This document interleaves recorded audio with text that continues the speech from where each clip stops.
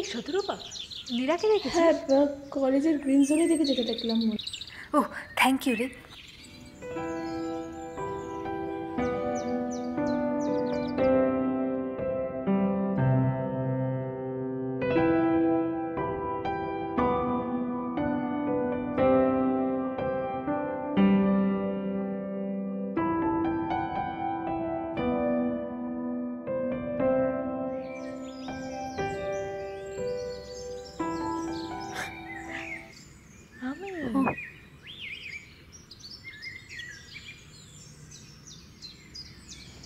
কি রে, কখন থেকে ফোন করছি তোকে? কি হয়েছে? শতরূপার কাছে শুনলাম তুই এদিকে এসে দেখি তুমি বসে। কি হয়েছে রে? খেয়েছিস কিছু? নিশ্চয়ই খাসনি। কি হয়েছে? বাড়িতে কিছু একটা আন্দাজ করেছে। কিছুদিন ধরেই দেখছি আমি কোথায় যাচ্ছি, কি করছি, কার সাথে মিশছি, কি কথা বলছি, সব নজরে নজরে রাখছি। শুধু শুধু শুধু শুধু আমার সাথে ঝগড়া করছে। এর মধ্যে যে বাড়িতে কিভাবে বলবো কিছু বুঝতে পারছি। আরে অত চিন্তা করিস না তো, আমরা ঠিক একটা উপায় বের করবো, দেখিস। আর তাছাড়া আজকের দিনে দাঁড়িয়ে মানুষের মেন্টালিটি কত চেঞ্জ হয়েছে। সো নো চাপ, ঠিক হবে। এই নীরু, তোকে এভাবে দেখতে কি আমার ভালো লাগে বল?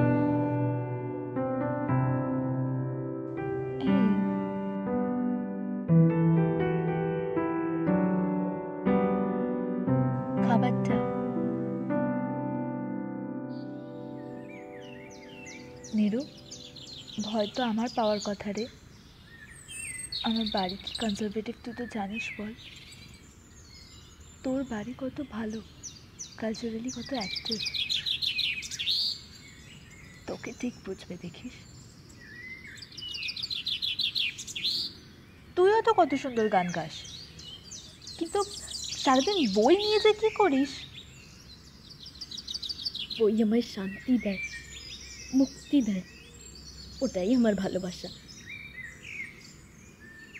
আমার বাড়ির লোক গানের সুর বুঝলেও মনের সুর বোঝে না, সম্পর্কের তালে মিলই পাওয়া যায় না। সেদিক দিয়ে দেখতে আমরা খুবই কনজারভেটিভ, বুঝলি। কাকুও তো কত ভালো গান গান, থিয়েটারও করতেন, তাই না? বাবা গান গান, কিন্তু বাবার সাথে তেমন কথাই হয় না। বাবা বাড়িতে থাকেনও না, আজ এখানে সেমিনার, কাল ওখানে লেকচার। আর বাবা সাংসারিক সব বিষয়ে একটু অলুফ থাকেন। বই, গান, থিয়েটার এসবই বাবার জগৎ। আর বাবা মার সম্পর্কটাও খুব একটা ভালো না। সংসারের সবটা মাই দেখে, তাই সংসারের রাসও মায়ের হাতেই। আর মা একটু পুরনো ধাঁচে করে, হয়তো কিছু আন্দাজ করেছে, কিন্তু কতটা যে মেনে নেবে সেই নিয়েই টেনশন। নীরু, টাকা আমার দিকে। কেউ যদি না থাকে, আমরা তো আছি আমাদের জন্য, দুজন দুজনকে আগলে রাখবো। তাছাড়া আমার তো মনে হয় না আমার পরিবারের সঙ্গে কোনোদিন সম্পর্ক ঠিক হবে। ওদের কাছে না এই পড়াশোনা করে কত না কত চাকরি করাটাই সব, কোন বা কোনের কোনো কদরই নেই। মা অসুস্থ, বাবা দাদা দিন রাত অফিসে খাটছে। আমি তো আর রোজগার করি না, তাই লড়াই করে হয়তো বেরিয়ে আসতে পারবো না। এখন নিজের পায়ে না দাঁড়িয়ে প্যাশন নিয়ে বাঁচাটা না মূর্খামি। তুই হতে কত ভালো গান গাস, গান একটা গান।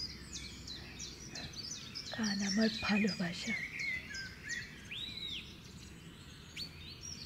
খেলা ঘর বাঁধতে লেগেছে,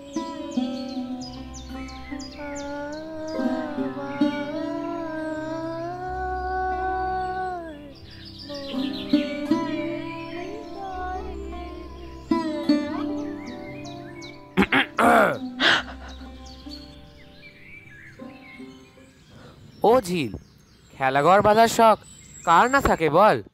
তুই তো বুঝিস না। কি হলো ঝিল, থামলি কেন?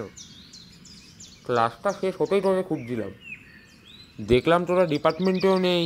ভাবলাম জোড়াশালি গেল কই, খানিক আন্দাজ করে এখানে এলাম, দেখি তোরা। অরুণ, তুই এখানে এসেছিস কেন? তোকে দেখতে। ওঠ। আরে আরে কোথায় আছিস? কি হলো? আরে কোথায় আছিস সেটা তো বল। আরে চলে যাচ্ছিস কেন? আরে কি হলো?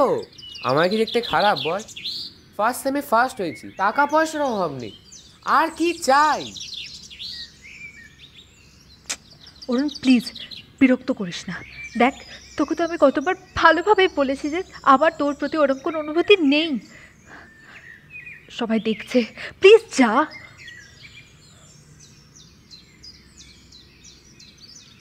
দেখলে দেখুক, লোকে জানুক তুই কাকে রিজেক্ট করছিস। কি কম আছে রে আমার মধ্যে? ভালোবাসি, তাই ভালোবাসাই তো চেয়েছি তোর কাছে, তাতেই তুই তুই কত মিষ্টি।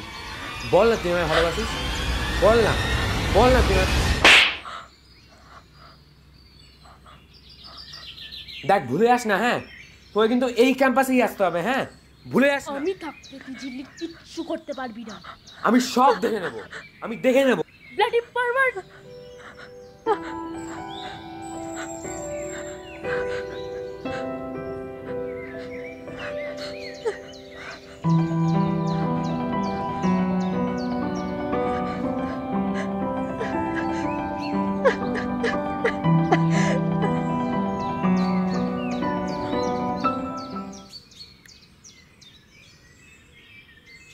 বাবা,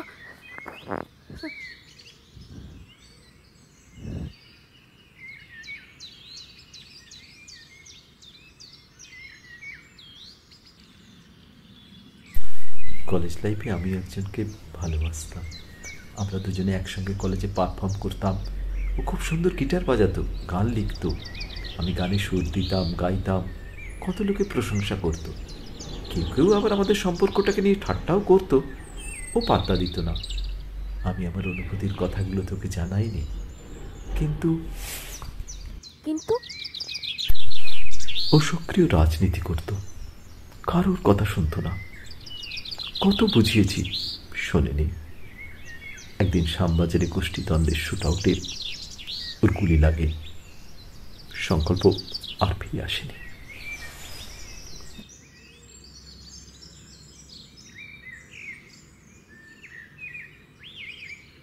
বাবা, তুমি তোমাকে কি তোর মাকে ঠকিয়েছি? সত্যিটা বলিনি?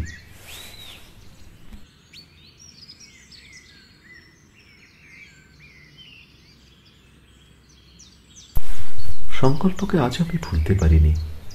তুই হওয়ার পর তোর মাকে সত্যিটা বলেছিলাম। সেই থেকে তোর মায়ের সঙ্গে সম্পর্কটা আর ভালো হয়নি। তোর খাতিরেই একসঙ্গে থেকে গেছি।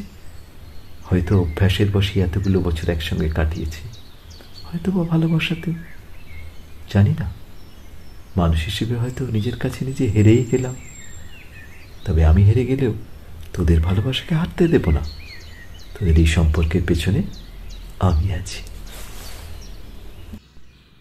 না না না রবে না গোপনে, গোপন কথাটি রবে না গোপনে, উঠিল ফুটিয়া নীরব নয়নে গোপন কথাটি। বিভল হাসিতে বাজিল বাঁশিতে, বিভল হাসিতে বাজিল বাঁশিতে, স্ফুরিল অধরে নিভৃত স্বপনে। না না না রবে না গোপনে, গোপন কথাটি রবে না গোপনে, উঠিল ফুটিয়া নীরব নয়নে গোপন কথাটি।